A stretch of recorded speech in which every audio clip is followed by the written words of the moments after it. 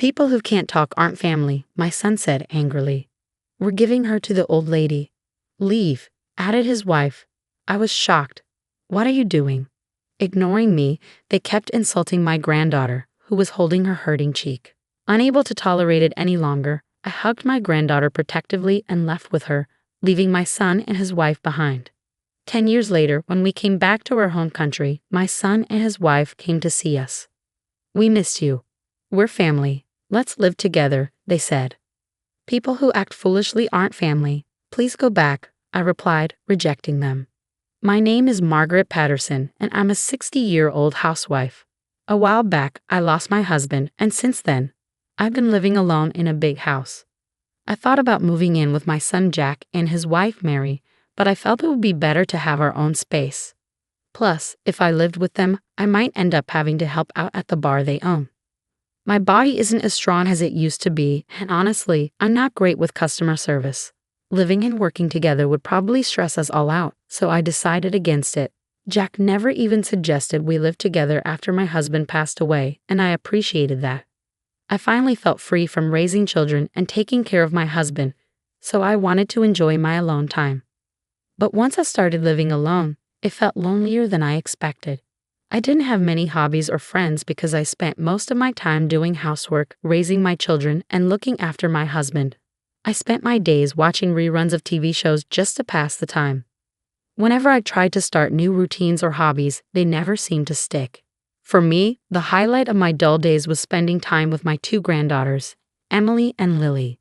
Emily is 10 years old and Lily is 6. They're both adorable girls. Emily is beautiful and acts mature for her age, while Lily is a bit clumsy and quiet. She often gets compared to her older sister and feels left out. I love both of them, but I feel especially close to Lily. I can tell she doesn't get much love from her parents or sister, and it breaks my heart. Every couple of months, my son Jack and his wife, Mary, would bring my granddaughters to visit. Emily would rush to me, full of joy, her innocent smile lighting up the room. She always looked so neat in her new clothes, with her hair perfectly styled. But Lily, on the other hand, wore Emily's old clothes, and her hair was often messy. She used to be talkative, but lately she seemed quieter and more withdrawn. Unlike Emily's bright smile, Lily often looked sad. After greeting Emily, I knelt down in front of Lily and spoke gently to her. Lily, my dear, welcome. I'm so glad you're here. Today, I've prepared some of your favorite sweets. Let's enjoy them together. Okay, Grandma, what about my sweets? Don't worry, Lily, I've got some for you too. Let's go have them together. As I walked hand in hand with the girls, Jack and Mary stepped out of the car and greeted me. Hi, Mom, it's been a while. Here's a souvenir for you. Oh, thank you. How have you both been? Feel free to make yourselves comfortable. Thanks, Mom. I warmly welcomed my son, daughter-in-law, and granddaughters into my home, serving them tea and treats while we chatted. However, I noticed that Jack and Mary only seemed interested in talking to Emily, completely ignoring Lily. Whenever I tried to engage Lily in conversation, Emily would interrupt or Jack and Mary would change the subject. I was worried about how they were treating Lily, but I didn't want to cause any conflict, so I silently observed. But later I realized that not speaking up was a mistake. One day, I went to visit Jack and Mary's house, bringing along some sweets for everyone. As I reached to ring the doorbell, I overheard Jack shouting from inside. Why are you always so quiet? Can't you say something? I was startled. As I reached for the front door, it opened easily. Without hesitation, I took off my shoes and made my way down the hallway. Upstairs, I could hear voices. You know, it's because you don't talk at school that I feel embarrassed, right? As I climbed the stairs, the shouting continued, followed by a sharp, dry sound. When I opened the door where the noise was coming from, I saw Jack and Mary scolding Lily, who was sitting on the floor, while Emily was holding her hand as if in pain. Lily looked like she was about to cry, holding her cheek, while Emily seemed to be in pain, waving her hand around. Hey Lily, did your sister hit you? Why don't you say it hurts? If you can't speak, then you're not part of this family. Leave, we'll send you away. What on earth do you think you're doing? I pushed past my son and his wife, and Emily immediately hugged Lily, who was sitting on the floor, to shield her. I gave them a stern look. They were taken aback for a moment, but then composed themselves. Mom, why did you just barge in like that? You should have knocked first, Jack scolded. Yeah, Margaret. That was quite rude of you, Mary chimed in. What's truly rude is how you're treating this little girl, I retorted firmly. Jack, aren't you supposed to be a father? How can you stand there and berate your own child? And Emily, why did you hit your sister? It was the first time I raised my voice at Emily. She appeared frightened for a moment, then hung her head and murmured, I don't know. Mary quickly pulled Emily into a hug and shot me a hostile look. Please don't blame Emily, she said sharply. I met Mary's glare with an unwavering gaze. Shielding Emily after she hurt her sister isn't how a mother should react. Jack, who had been observing, pointed accusingly at me and shouted, Mom, what's gotten into you? Leave that fool alone. The real fools here are you two. Apologize to Lily, I demanded, standing my ground. Was going to apologize? None of them seemed remorseful and continued to insult Lily without hesitation. Lily, nestled in my arms, weakly clung to my clothes, her expression vacant.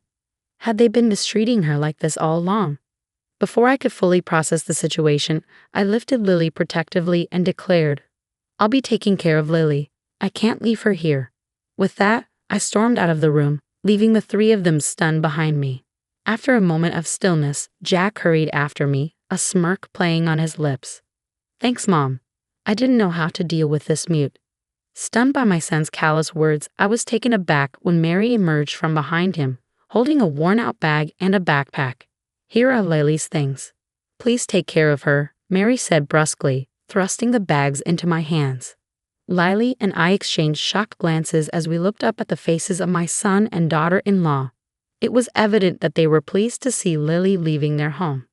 Stunned by what had transpired, I left their house without uttering a word. In silence, Lily and I returned home, where I gently removed her shoes at the entrance. Then, I noticed Lily sniffling. Looking at her tear-streaked face, I saw her biting her lip, clearly upset. I embraced Lily tenderly, comforting her with soft pats on her back. Lily, I know it's been tough for you. I'm sorry I couldn't intervene sooner, but things will be different now. Grandma is here for you. I will protect you. From that day onward, Lily and I began living together. Because of the pain she had endured from her parents, she stopped speaking altogether. Even a simple good morning seemed beyond her ability to vocalize. Her teacher informed me that she couldn't communicate with her classmates or teachers at school. Concerned, I took her to the hospital for a checkup, where Lily was diagnosed with selective mutism.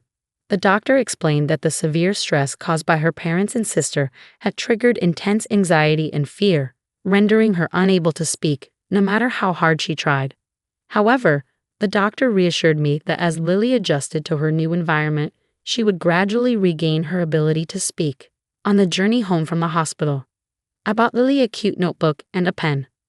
Listen, Lily, if there's anything you want to say to me or anyone else, write it in this notebook.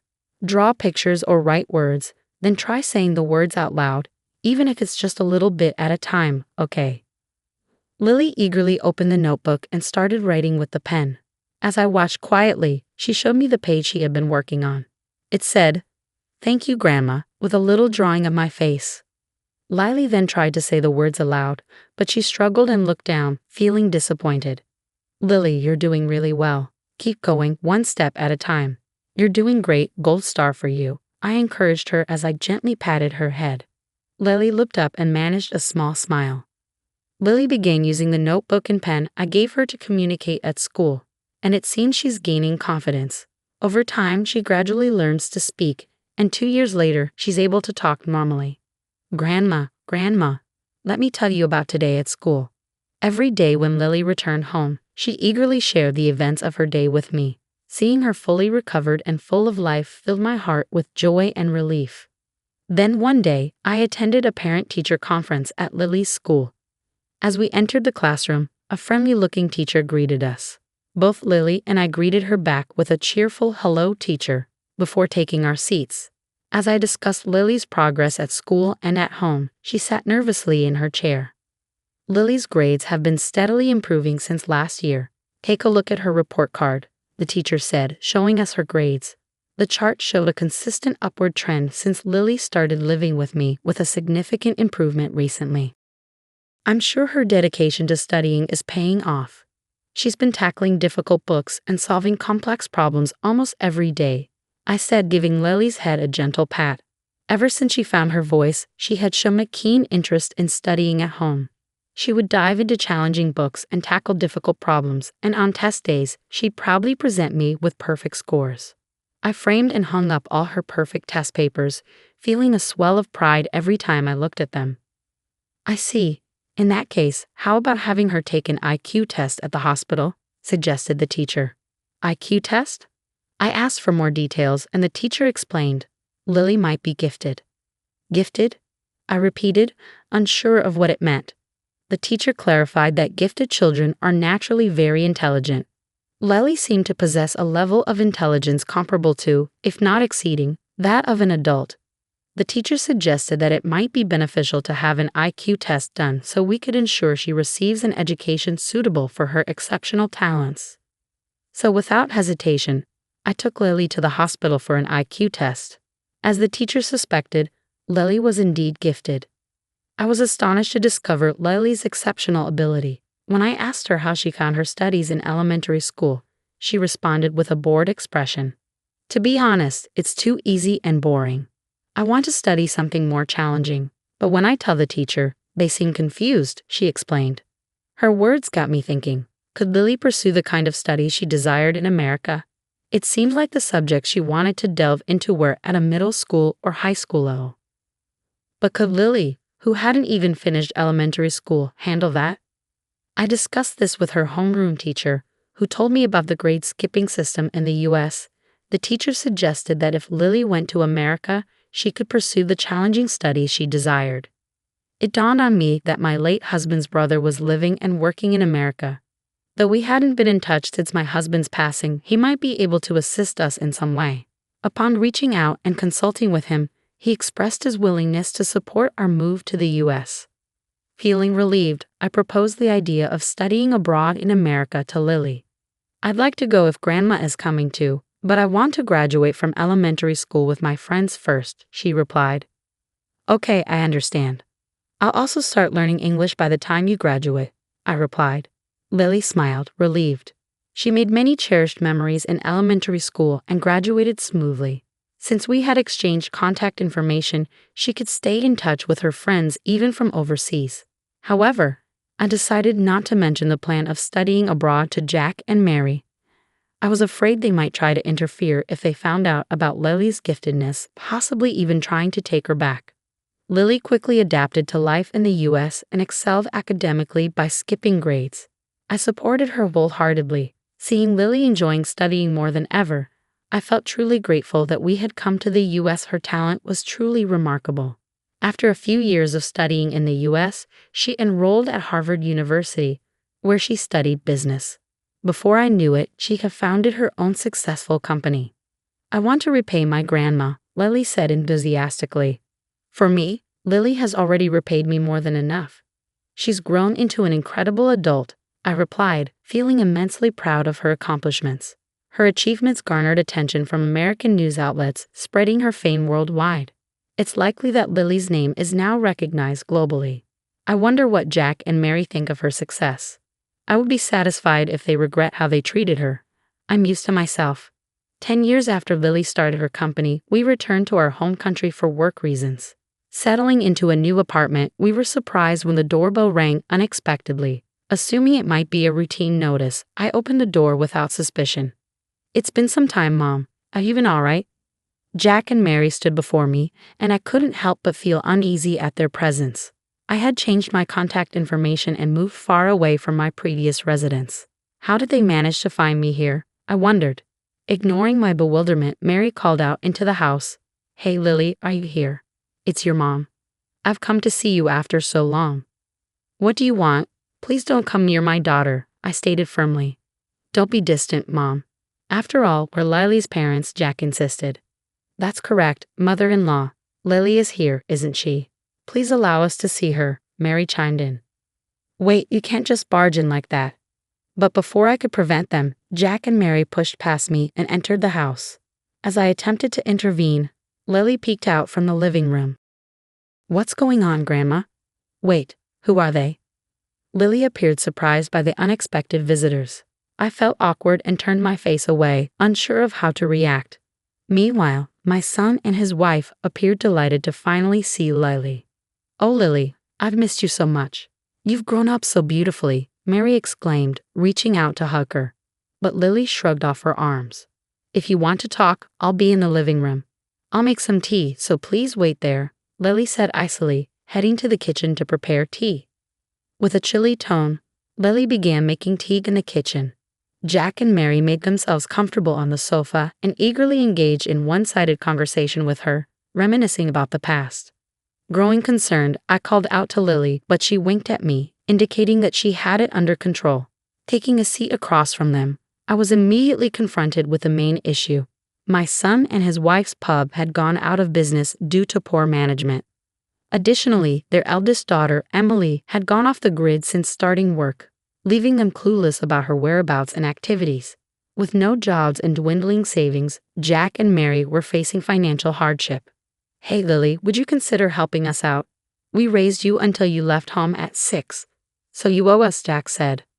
"Lily, we bet you felt lonely without us all these years, right? Let's live together again.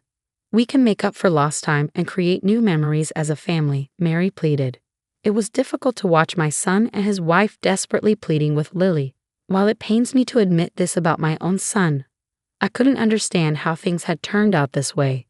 Where had I gone wrong in raising him? Lost in my own guilt, I was abruptly brought back to reality by Lily's voice. "Idiots aren't my family. My only family is Grandma. Please leave," Lily stated calmly, a cool smile on her face that I had never seen before. "But Lily..." "Please wait," I interjected, but Lily remained resolute. She firmly escorted them out the front door, locking it with a decisive click. Peering out the window, I watched as my son and daughter-in-law walked away with defeated expressions, their shoulders slumped in resignation. "Grandma, what's on your mind? Should we consider moving?" Lily asked with a laugh. It turned out she had been secretly planning to build a house for us to live in together, designing it with accessibility in mind for my sake. "Thank you, Lily," I said gratefully. Blushing, Lily chuckled with embarrassment.